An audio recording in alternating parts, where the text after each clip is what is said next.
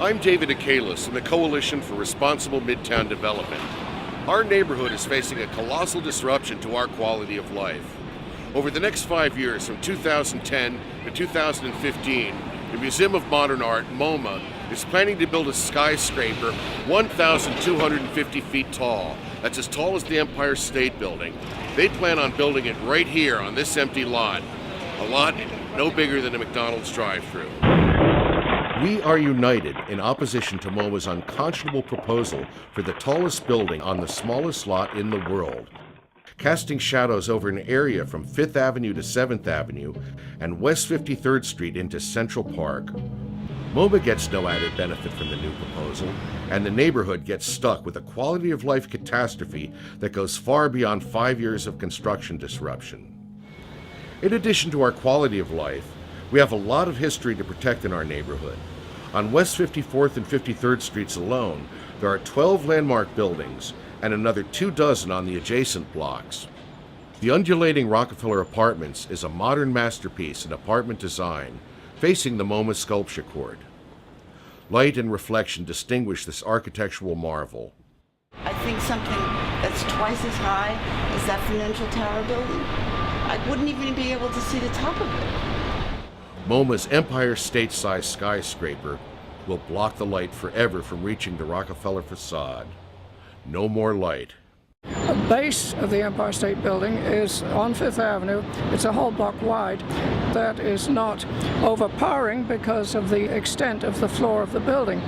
In this one, it's on a pocket handkerchief of space. The floor area is too small. MoMA celebrates what's modern inside its walls and degrades it on the outside. Jean Nouvel is a contextual architect, and it ignored completely the context of our neighborhood. What we've got is a kind of apartheid here, a conflict pitting human needs of a living neighborhood against the encroaching commercial interest of a major cultural institution. As far as the Museum of Modern Art being a good neighbor is concerned, this is how they treat the neighborhood. The garden, which is beautiful, can't be seen from the sidewalk. And in fact, what you do see from the sidewalk is a solid and rather plain corrugated wall. Beautiful gardens cut off from the neighborhood. The museum has turned its back on its lovely neighborhood when it could have a wonderful impact on the neighborhood. How did this building get so darn tall? Transfer of air rights. The equivalent of 10 churches and 6 university clubs stacked on top of each other. St. Thomas Church and the University Club intend to sell the unused air above their buildings to enable MoMA's skyscraper. We revere our landmarks. We are all for landmarks preservation, but not one over the other, and not at the expense of mortgaging our quality of life. We have this gorgeous townhouse right here, and we're putting an 80-story building right next to it. Zoning law states that bulk modifications under these transfers of air rights cannot be approved if they adversely affect existing open space or structures in the vicinity in terms of scale, location, and access to light and air. I've heard the argument that this skyscraper, the size of the Empire State Building, is actually going to add to our real estate values on the block. They've already been approved to do a 25-story building. That makes sense with the zoning. But to go above that is a marginal return to your real estate values because they're going to take away all our air and light.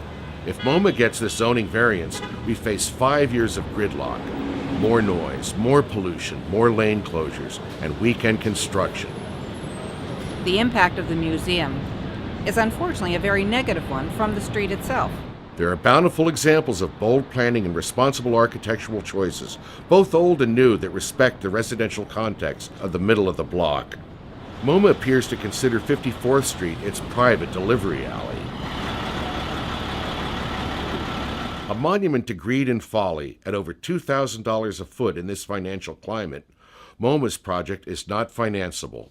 They're partnering up with a commercial real estate developer to build a monstrosity in a space that does not want it, does not need it, and will not be able to sustain it.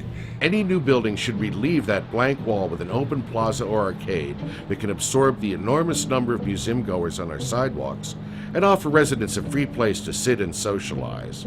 I love my neighborhood, and this structure is going to destroy it. Destroy the quality of life here that we have. Such great damage to our quality of life is an unacceptable burden. The City Planning Commission already approved a 25-story building that best fits this lot.